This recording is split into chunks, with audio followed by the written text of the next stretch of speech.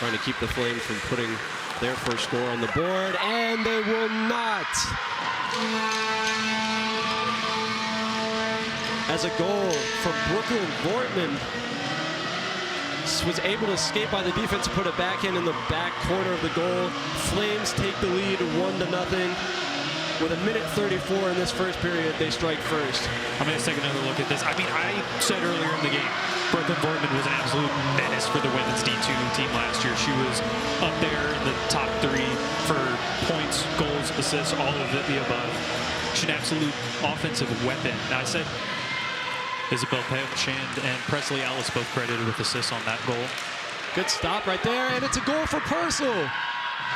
I mean, that is exactly how you want to respond if you're Purcell, especially after last game with a 5-point loss, or 5-point deficit loss, excuse me. Hard to tell who put that shot on. It kind of looked like it was just a loose puck that was able to get by McDonald. And I'm sure if it was, that's just one of those freshman things that she'll work out by repetition. Let's take another look at it. Yeah, and that just, I mean, that might have been an own goal right there. Let's take another look. Oh, I think it might have gone off a Liberty stick. Race to the puck, Lee just barely missed it. That would have been a great shot opportunity if Lee was able to get there. She wants to pass now, doesn't get it. Instead, Fussy takes a shot and she puts it in the back of the net. Yeah, I mean, I'm sure we're going to get another look at this here, but we get a great little deep for Fussy, makes the first person miss, and then she just got a wide open lane. It's just her and the goalie. Nobody was collapsing on it, and it looked really strange. Let's take another look at it right here. Makes that first man miss, and she just goes straight in between the two skaters, 14, 17. I mean, neither of them wanted to put their skates out, put their sticks out, and it's just a one-on-one with the goalie at that point, and she just tucks it in the back of the net. They might run away with this thing. That one taken by McKee, and she puts it in the back of the net. What a great individual effort. Yeah, I mean, we saw 2 great goals immediately back-to-back last period. How about 2 back-to-back unassisted goals this period for each team? I mean, Anna McKee was one of those little sores yesterday. She's going to do it again today. Let's take another look at this. I mean, that was just intercepted right off. It looked like it was from Tristan Craig, and she just stole it, put it in the back of the net. I don't think McDonald even thought that was a possibility. She didn't react enough in time. So what a weekend for Anna McKee.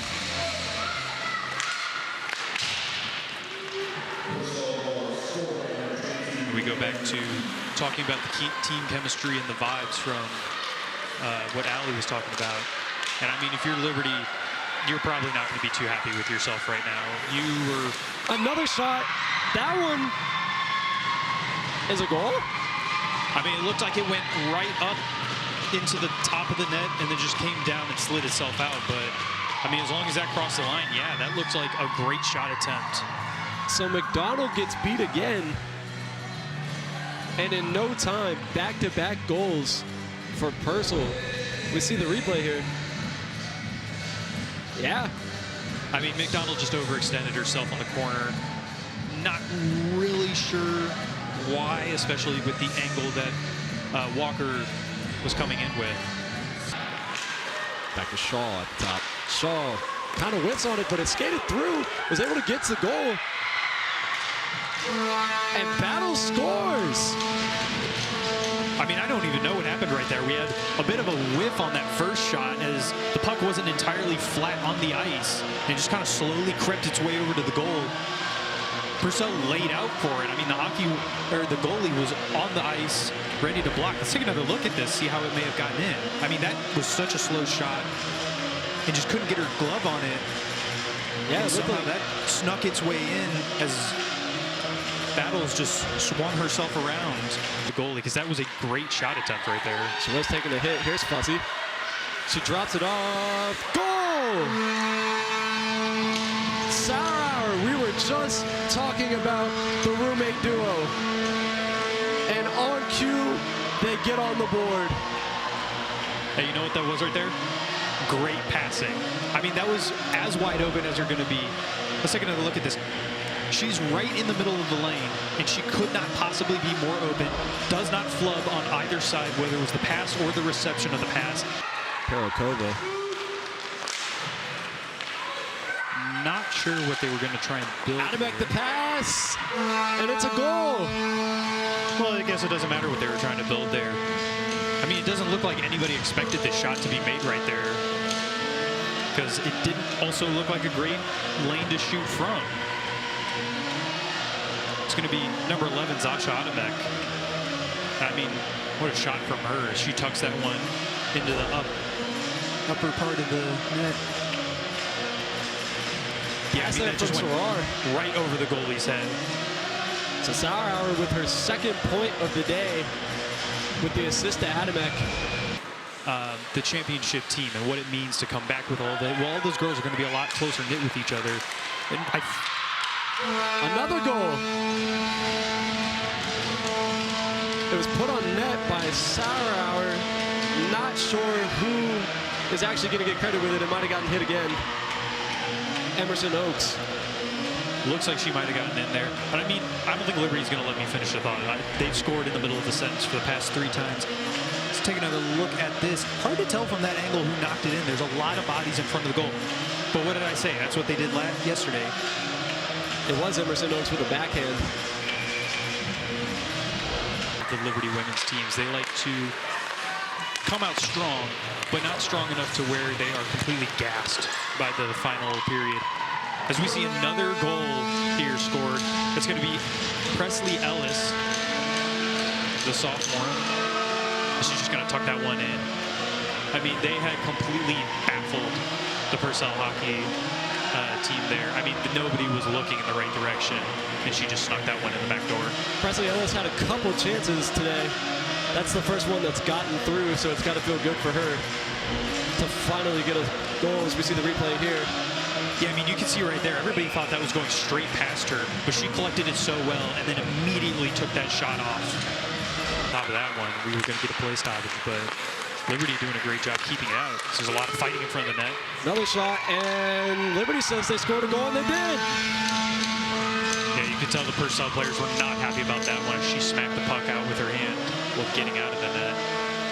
I mean, they were just getting beaten on that possession as Liberty took a couple good shots just to get everybody down to that part of the blue line.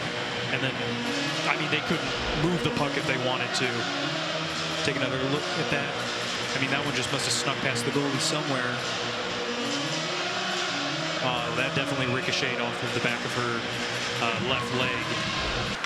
Yeah, I mean, I might be looking for my heavy hitters when it comes to speed on the puck. There's another goal. How about 3 for Presley Ellis? So yesterday, Ellie Sauerhour is our big scorer. She's got 2 goals and 1 assist yesterday. Hat trick today for Presley Ellis. Did somebody say 3rd period hat trick? The 9th score of the game. Let's take another look at this.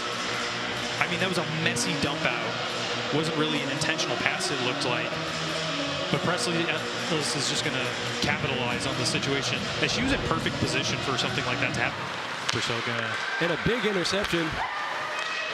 The pass and the shot on net is good. Another goal for the Flames.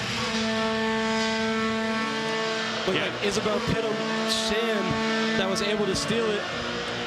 And I was going to say that Purcell was looking to capitalize on that basically full line change that Liberty was making. But they're so fast and so well conditioned that the second they came off the bench, they immediately came in and broke up that play and immediately scored afterwards. I mean, Purcell put it in the back of the net. I mean, there's a lot of names that I can name right now. Let's take another look at it. Number 2, Brooklyn Beauchamp. Yeah. I mean, that's just a good shot as any. Again, right in front of the goal. Battles comes in there. Oh my goodness. Can you imagine? Through traffic, that would have been insane. She's going to recollect it. She puts a pass and it's a goal. I mean, that right there was one long highlight reel. You're going to want to put that on your Instagram or your career portfolio. That was probably one of the nastiest moves I've seen while calling games for hockey. as she then recollects it afterwards. And that's just that great team communication that we've been talking about. Let's take another look at this. So after she makes the man miss, she's immediately back on her feet, backhands it, and Craig's going to be able to toss it in. Just take a look at that. His unbelievable effort. Even when she's on the ice and she gets back up, she knows where the puck is at all times, but she's not stopping the clock by putting her glove on it. And the Flames are just going to skate out the clock. That is the end of the game. Final score 11-3. A lot of goals today. What an end to the game. I mean, at the end of the first period, 1-1. Right. Halfway through the second period, 4-3. You could not have told me this was going to end this way. I would not have believed you, just with how close and how well they were matching up against each other. And a very clean game, too. We only saw one trip to the penalty box for each team. For sure, a very fun last 40 minutes that saw a lot of goal scoring, a lot of action. There's a lot that both teams can take away from as we get to see some of the many Liberty highlights here for this game. 11-3.